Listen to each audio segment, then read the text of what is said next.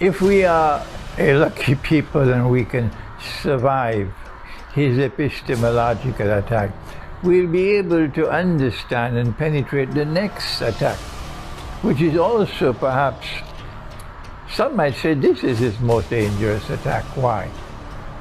The Prophet, Allah's blessing be upon him, said that the Antichrist will come with a mountain of bread, and people will follow him for his bread.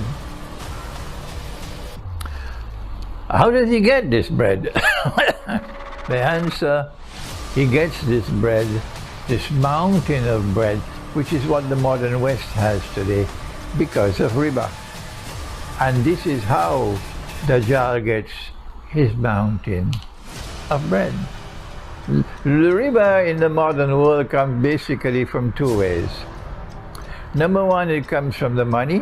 What is money? And number two, it comes from the banking system. Although the Prophet ﷺ defined riba as any transaction, not just money being lent on interest, any transaction. Listen carefully, I'm going to speak slowly. Any transaction, excuse me, based on deception, which delivers an advantage, a gain, a reward, which is unjust, is riba.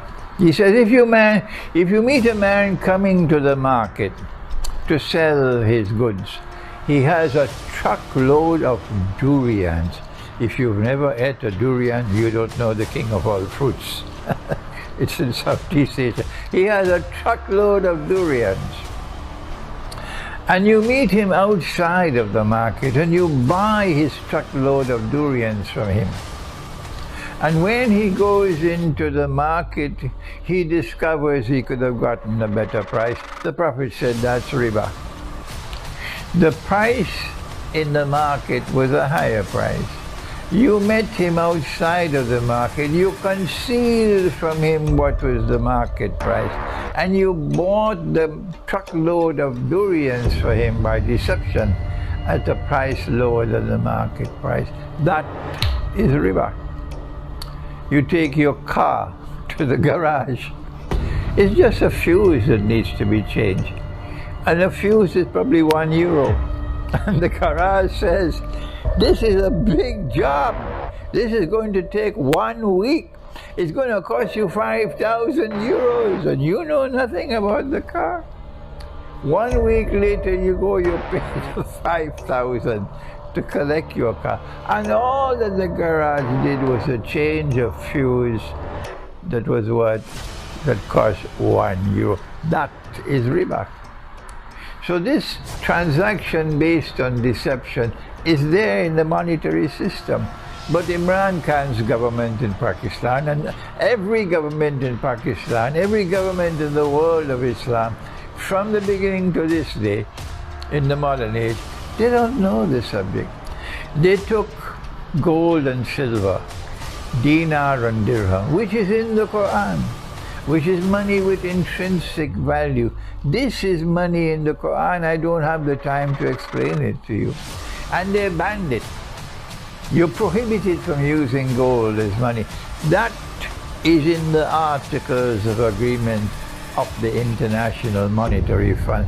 So when the IMF banned the use of gold as money, they were now free to bring their bogus money into the market. Money with no intrinsic value.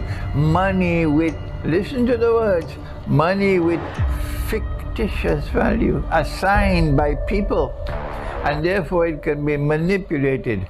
And when they want to attack you, they will cause the value of your money to fall, as the money was falling in Pakistan because they're not comfortable with Imran Khan's government. And as the value of money falls, prices will rise. You used to work for a salary, and instead of paying you your salary in dinars, and now Russia is doing that, Russia's money now is being backed by gold. Instead of paying you with dinar, out there in Kimberley, they were going for the diamond veins underneath. They were paying the Africans in paper. And when they paid you with paper, if you were good waging, getting a good wage, and after 1 month you could buy a camel. But then after some time, the work is the same, the sweat is the same. But after some time, the salary can no longer buy a camel. It can only buy a donkey. How do we explain that? And then later on, it can't buy a donkey anymore. It can only buy a sheep. And if you're in Indonesia later on, you can't buy a sheep anymore. You can only buy a chicken.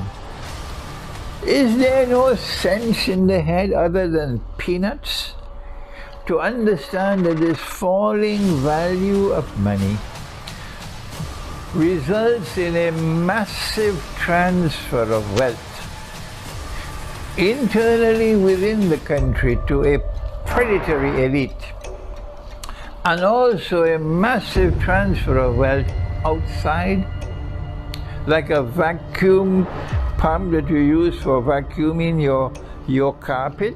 Instead, this monetary system is like a vacuum pump, vacuuming the wealth of Africa, vacuuming the wealth of the rest of the world, and bringing it up into the West so that Dajjal could have his mountain of bread.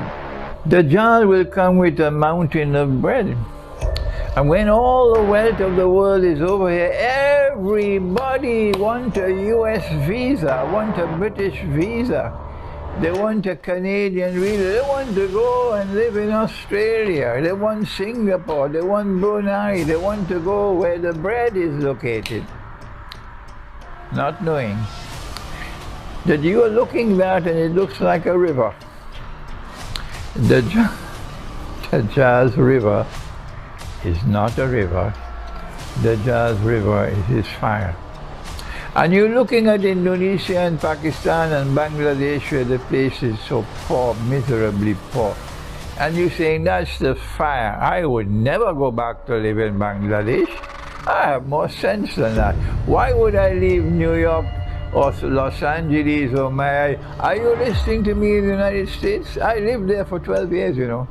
Why would I leave the green pastures of the United States of America to go back to Pakistan? Why would I do that? That's Dajjal, that is fire down there in Pakistan. The poverty is so great. No, you dumb. That fire is where the river is. That's what your prophet said. And it's time for you to wake up. Instead of following Dajjal for his mountain of bread,